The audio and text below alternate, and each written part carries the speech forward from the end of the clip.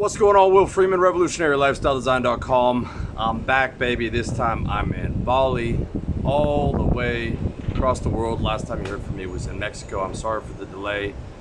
Lots of work stuff going on, resident stuff, group coaching, the system. I swear it's coming out this year, but quick video on why long, complex morning routines are garbage. Just want to give you a quick view here. Top of the villa. See the water a little bit. Technically a water view, they say, peeking out between those houses. And the construction has followed me. Was all good until today, until I wanted to do a video. And naturally, this fucking jackass starts. So, with that being said, I finished my morning routine for today. The reason why long morning routines don't work for you as an entrepreneur is you already have too much shit to do. You've already got enough in your business to worry about. If you've got a girlfriend, if you've got a couple friends, and you've got an exercise practice, you're done.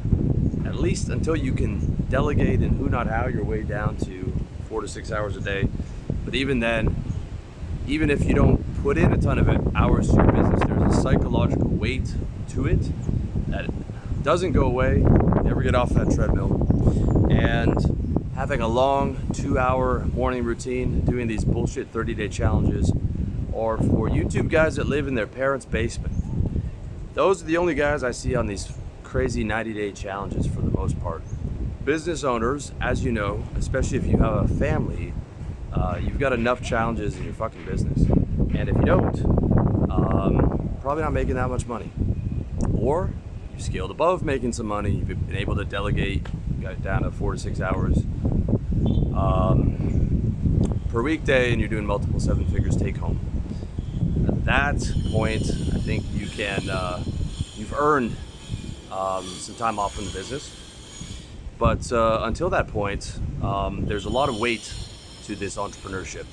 I had a buddy of mine who did yoga 2 hours each day. He was a very serious Ashtanga guy. And I said, bro, once you get into that business game, that's just not gonna play anymore. And you know, I think he just got back into it now, 2-3 years later. Because it's too much weight to try and wake up at 5 and do 2 hours of yoga, and then you've got 100 things you don't want to do in your business. It's not the move. So here's what you do instead. You don't need the Wim Hof breathing in the morning, learning the language, 2 hours of exercise, meditation, all that stuff. Here's what I do. I'm up at 5:30 officially, okay? Then I have an alarm at 6 and 6:30. Usually I'm up between 6 and 6:30. Once I get up, I run on my morning routine from the book How to Get Organized, which is my book. And if you don't have it, you should have it, and you should just buy it and just do everything that it says, except instead of the Wunderlist app, use TickTick. TickTick is a much better app, and Wunderlist is, I think it's done now. And then all I do is look at my phone, and my phone tells me what to do for that day. I have the morning routine with the subtasks, and then I have the Google Calendar linked to that. And that shows me all my appointments, all the subtasks that I have to do, and everything in that regard. And my weekdays are a separate routine for my weekends. The weekend has about half of the subtasks that the weekday does.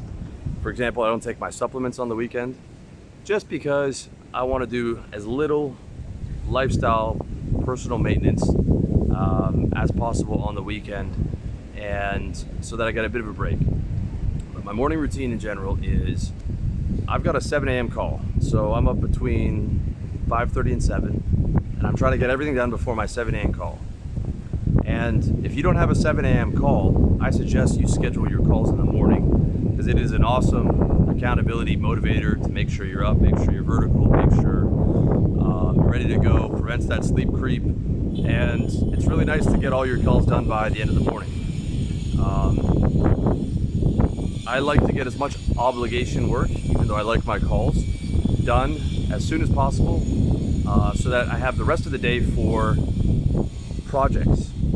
Projects being the lifeblood of an entrepreneur, in that they move you forward. The obligation work is maintenance, which is okay, but even worse is putting out fires. I want to get obligations done so I have the rest of the day to do forward moving things. And I'll be honest, I wake up with anxiety oftentimes because of all the fucking responsibilities or projects I signed up for. And the best way to get rid of that, if you've got a low mood in the morning, get some water in you, get a caffeine pill, get high state music pumping, and start hammering in on that morning routine. Just start taking action and looking at it as, before 7 a.m. I'm trying to get 10 wins. Okay, I include saying my prayers as a win, clicking off my habit share accountability that I do with my habit share accountability partner, $200 per mistake.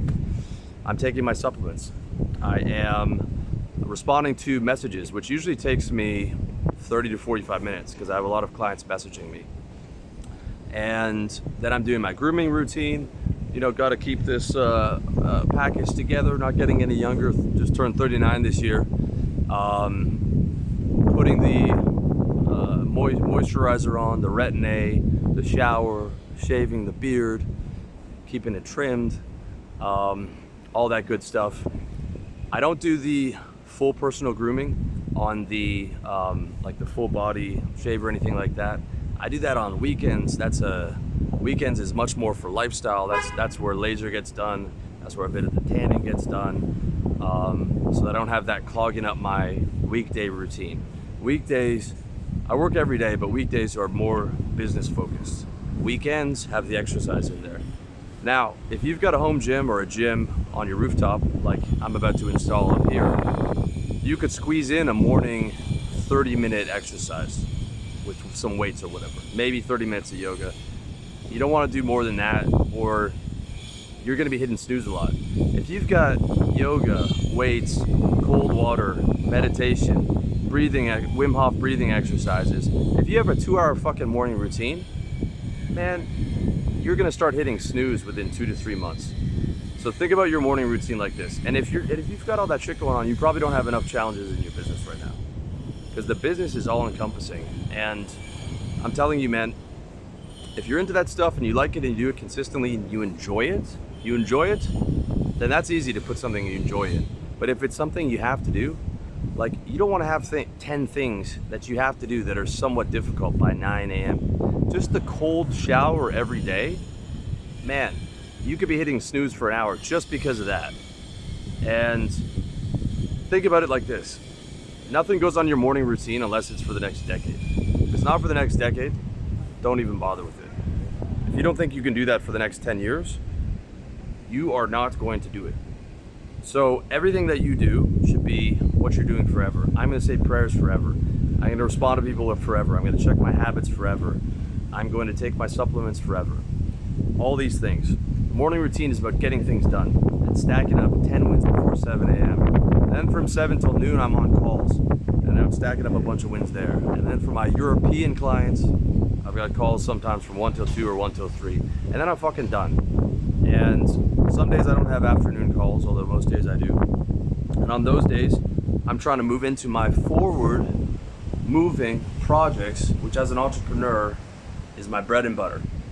Forward moving projects is what got me to Bali. It's what got me this villa. It's going to get me the group coaching. I'm going to release that fucking RLD system that I've been promising you guys forever. Once it's finished, doing a reincorporation, all that stuff that gives me forward momentum. So I love being done obligation work by one. This to me is the most motivating thing. And also that allows you to have, you want to go for a bonus gym session, you want to go for a motorcycle ride, you want to do your thing, you've still got daylight in the afternoons to do it if you get the bulk of your achievement obligation work done early on in the day. And the more wins you stack up, the more things you get done, the lower the anxiety and the better the mood goes. Because you'll look at that day and the day is completed, you got things done, you got paid. And then if you're able to get some forward movement in, so forward moving projects from 1 to 3 hours before 5 p.m., now you move yourself forward. Now you can enjoy your dinner and your girlfriend and your nightly reward and all that good stuff. So if you're struggling to get a consistent morning routine and you think that like that crazy morning routine is what you need to get to that next level of success, that is not usually the case. The most high performance successful people often don't have a crazy long morning routine. They get right into business. So don't think that you have to do all this personal development. There's so much stuff now, meditation, Wim Hof, there's like 20 or 30 things. You know, if you do everything that you're supposed to do, you know, hyperbaric chamber, all this shit, you know, you'll you'll never get to work. Look, don't get me wrong, if you like something, add it to the morning routine, because then you'll do it.